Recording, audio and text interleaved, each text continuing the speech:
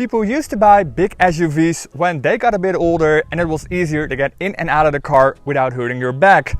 But nowadays even young people tend to prefer crossovers and big SUVs over an estate car. But what if you still want to buy an estate car, and what specifically if you want to buy an affordable sporty estate car?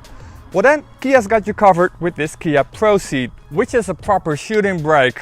And this is the renewed 2021 model with a couple of updates. And in this video I'm going to show you everything you need to know about the Kia Proceed, so let's get started. The Kia Proceed has been around for a couple of years now, but you can now also get it with a 1.5 full cylinder that produces 160 horsepower and 253 Newton meters of torque. Now all that horsepower is available from 5500 RPM and the torque is available from 1500 RPM, which means that you get a pretty smooth and comfortable ride. It's also fairly quick, but it is no performance car. 0 to 100 km an hour takes 8.8 seconds and the top speed is 210 km an hour.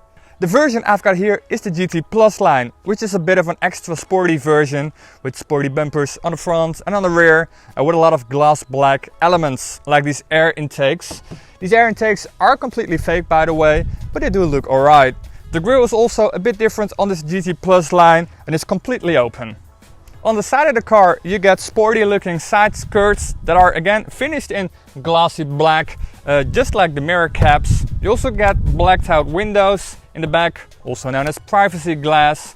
And these wheels are 19-inch, but they're only standard on certain versions. Alright, we have to talk about the rear end of this car because it's pretty spectacular. As you can see, it has a long sloping roofline, making this car a real shooting brake. Now I'm a big fan of the look of this, but I was also pleasantly surprised that you still get tons of luggage space in this car.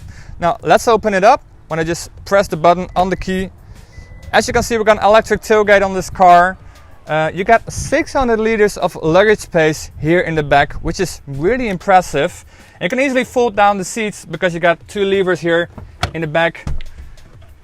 And then you get even more space, around 1550 liters of luggage space, which is really a lot. But you do have to keep in mind that if you want to transport long and high items, you will run into trouble here because of that sloping roofline. Alright, let's have a look at the back seats. But before we do that, a small piece of advice and a bit of a warning. As you can see, the roof starts to go down from almost the center of the car. It starts here and then it really goes down pretty rapidly. Now as you can see, if I open the door, this part really sticks out. This part is really in the way of your head. So you really have to be careful if you get into the back seats of this Kia Proceed, because you're definitely not going to be the first one that hits his head on this part. Now that we are in the car, we can have a look at the back seat situation. This is actually not a bad place to be. Again, a bit surprising because of the sloping roofline, but the roofline still goes back a long way, which means that I still got plenty of headroom here, and I'm 180, so that's not that bad. I also got pretty good leg room. But my feet won't fit under the seat, which I always find a bit annoying. What I do really like on this GT Plus line is that you get heated seats here in the back, which is really handy, especially if you live in colder climates. But what I really don't like is that you don't get any USB ports down here.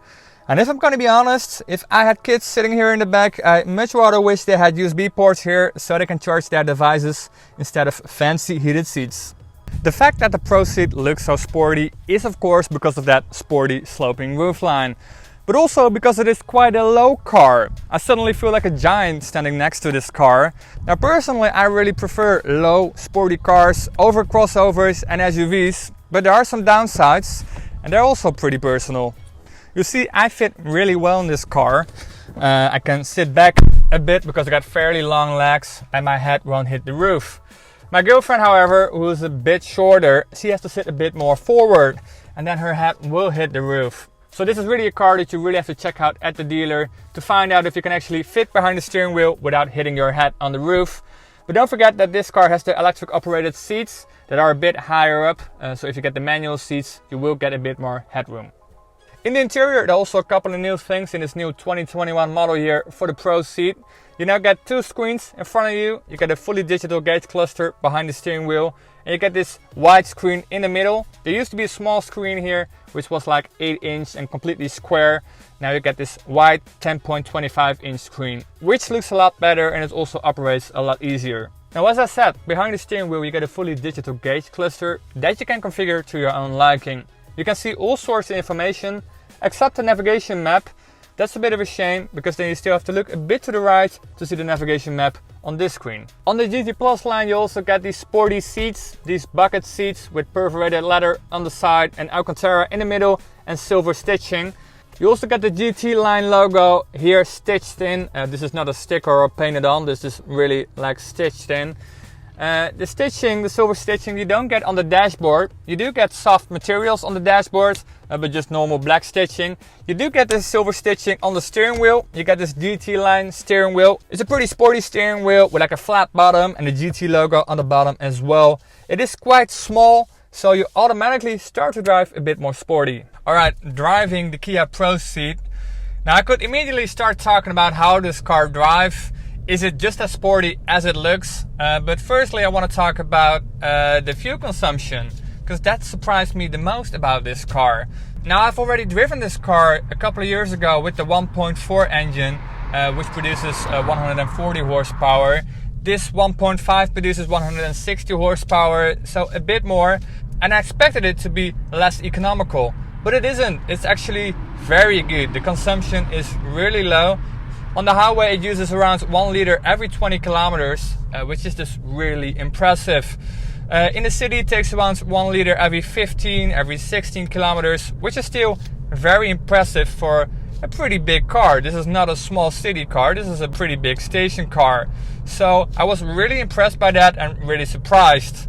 What also still surprises me are the driving aids on this car.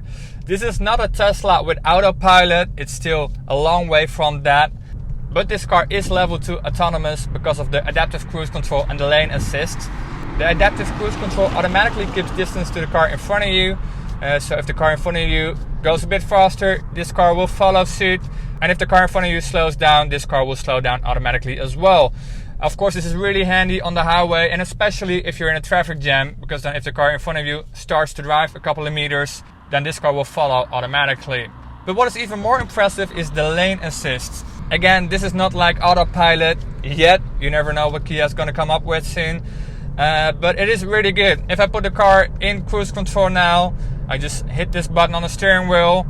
Then I have to keep my hands on the steering wheel because of the law. And the car will ask me to keep my hands on the steering wheel. And if I let go, after a couple of seconds, it will ask politely to keep my hands on the steering wheel. Now this system is really helpful on the highway, because on the highway you have to make mini corrections constantly to keep the car between the lines. But with the system you don't have to do that anymore. The car will do that for you, which means that you have a much more comfortable ride and you're less tired when you reach your destination. Now you might be wondering, does it drive as sporty as it looks? Actually, yeah, it drives pretty sporty.